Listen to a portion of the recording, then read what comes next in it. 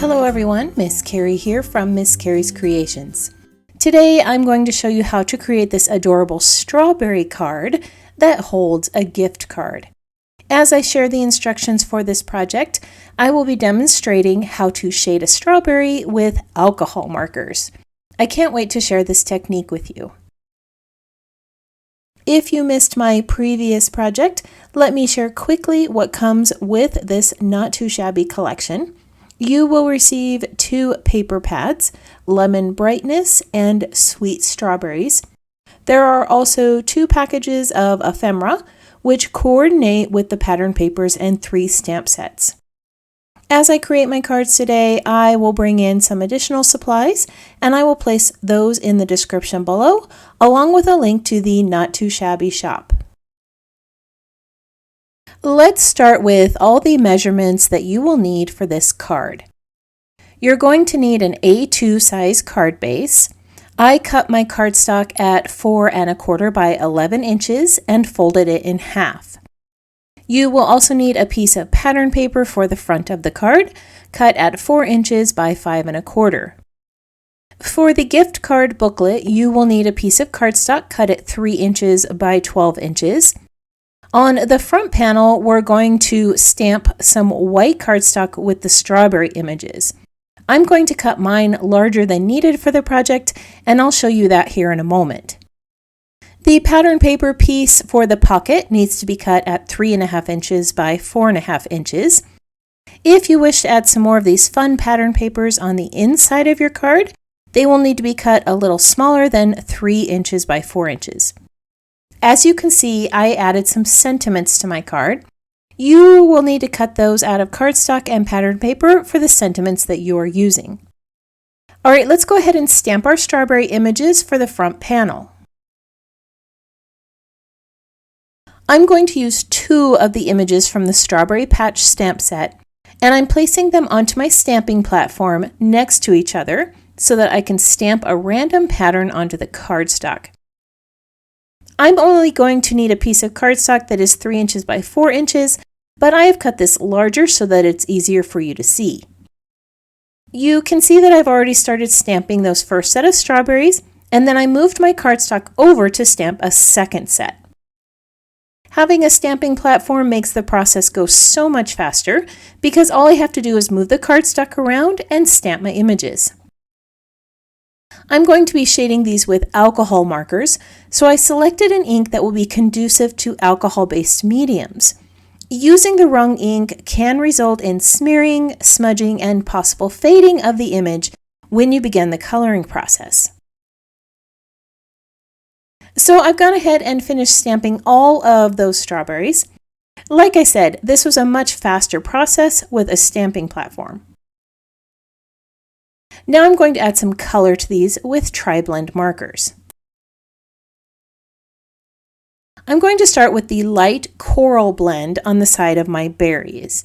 This is the area where light is hitting the item, so the color needs to be a little bit lighter. You want to make sure that your light is on the same side of every berry because it's representing the sun or light that's coming from that direction. Now I'm going to add a dark red shade as my shadows. These will be heavier on the opposite side of the light coral, and a little bit will go around the edges. When most people use alcohol markers, they start with the lighter colors, then move to the shading. But I find that I use less ink when I create the shadow layers first. For me, the colors also blend a little better with the darker layers at the bottom. If you are new to tri-blends, I want to explain how these alcohol markers are designed. Each marker, either the blend or the shade, have 3 colors. It does make the marker a little larger to work with, but for people like me who have very little space, it's nice to have all the blendable colors in one marker. This also prevents me from having to search through a bin of markers for 3 colors that match. Everything comes in one pen, and I can blend the colors to my liking. So I have gone ahead and started adding my lighter color of red from the blends marker. This is blending into the darker red shades and a little bit into that coral to create a base color for my berries. Now at this point they do seem a little too red for a strawberry. So I'm going to bring in a darker coral color and blend that into all of the reds. That small amount of orange is going to change the color of the red into more of a recognizable strawberry color. At this point, if you feel that you need to add more red or more coral or more shading, you can do so. I'm going to finish this off with another layer of the lightest red blend over the top of that coral, and you're going to see this berry come to life. Simple tricks like using coral, adding light, and adding shading create the perfect little strawberry. Now I want to show you how to finish this up with color on the leaves and seeds. The leaves are super small and very detailed with black lines, so we don't need to do much to them. I'm just going to start with a lighter green and then add a darker shade of green as a shadow, and then I'll blend the two together with a mid-tone. Usually when I add color to leaves, I create some shading in the center and around the edges, but these are too small for that amount of detailing.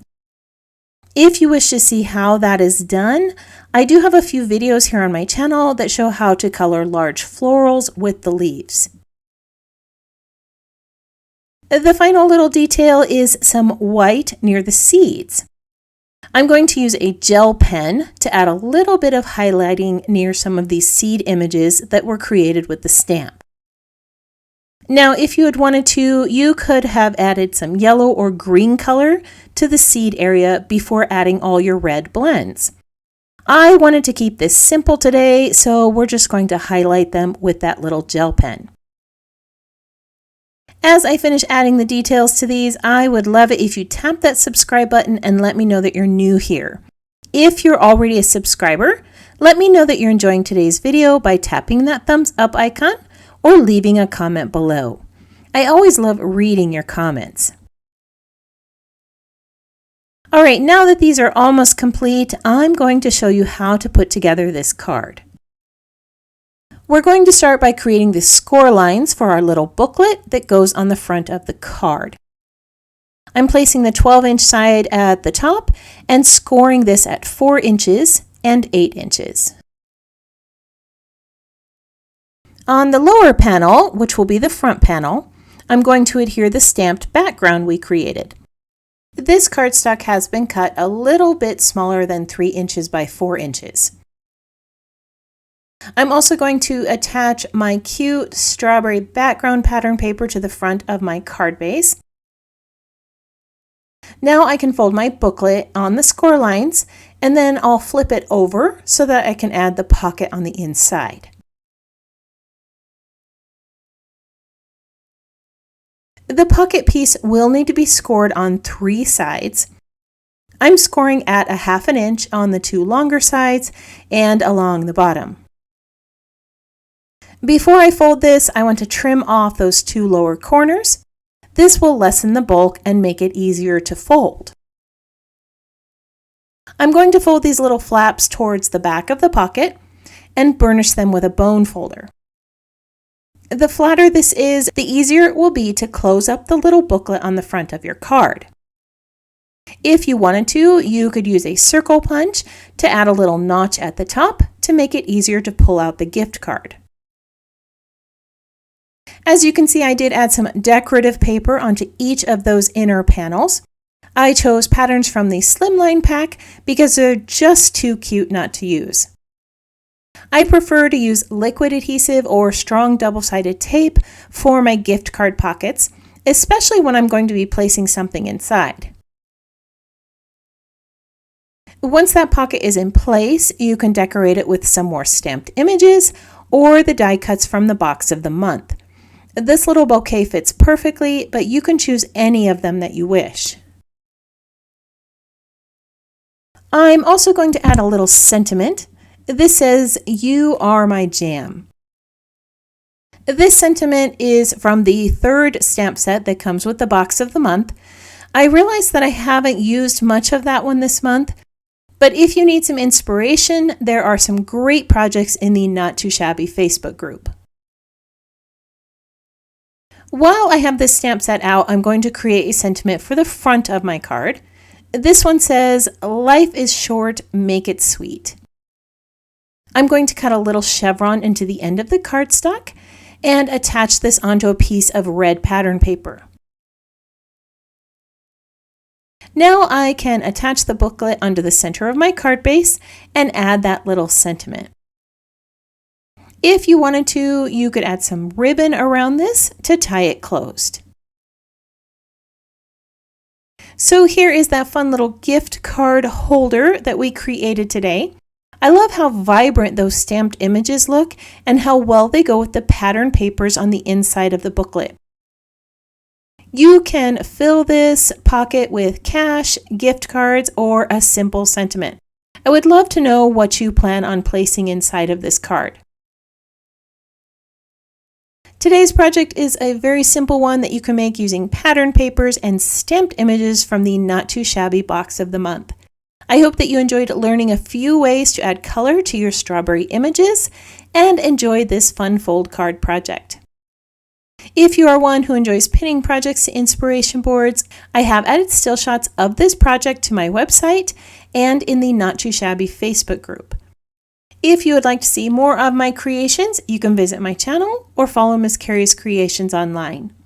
If you have any questions about this project or supplies listed below, feel free to leave me a comment. I hope that you have a wonderful week, and I can't wait to see what you create.